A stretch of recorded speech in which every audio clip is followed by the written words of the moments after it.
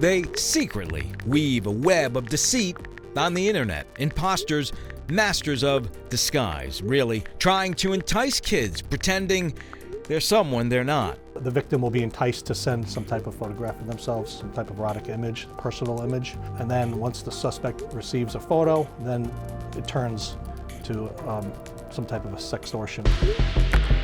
Sextortion certainly sounds bad, doesn't it? But what exactly is it? Really, things happen that most people don't want to see. Sergeant Cheryl Carrs with the New Haven Police Department's Special Victims Unit. She says sextortion is a crime against children, plain and simple. Someone posing as a popular kid in school, maybe captain of the football team, gets a teenager to send a sexually explicit photo online. As they send them pictures, they will start to say, well, you're going to do this, or I'm going to do this to you.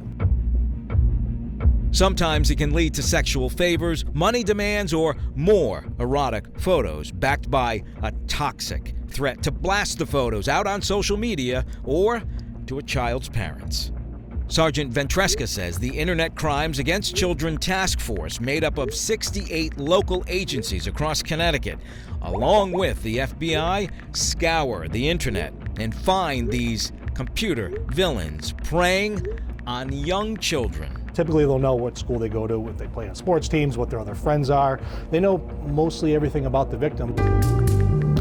How big of a problem is this? From January to August 2024, 6.7 million computer crimes against children reported nationwide on Facebook, 2.5 million exploits on Instagram, 1.3 million crimes against kids on WhatsApp. And some kids think there is no way out, leading, unfortunately, to suicides in Connecticut. It's not always the 50-year-old guy who lives in his mother's basement. We don't want anybody to believe that, oh, you're only looking at a suspect that's white, middle-aged. No, you can be looking at African-American. You can be looking at a Hispanic. That person could be 30. That person could be 25. That person could be 99. We're in the News 8 digital studio to illustrate a point many people might not know. Let's say, for example, you're on Google or Snapchat and you're trying to find inappropriate pictures of a 13-year-old girl.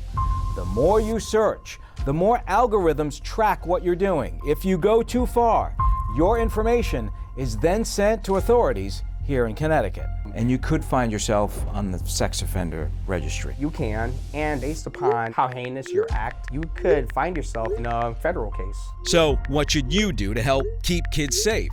Look at their phones a lot, both texts and pictures they take, especially the ones they delete. And ensure your kids' information is private online. Don't have too much information out there. Minors sometimes caught up with these modern-day wolves in sheep's clothing, using keystrokes as their costumes.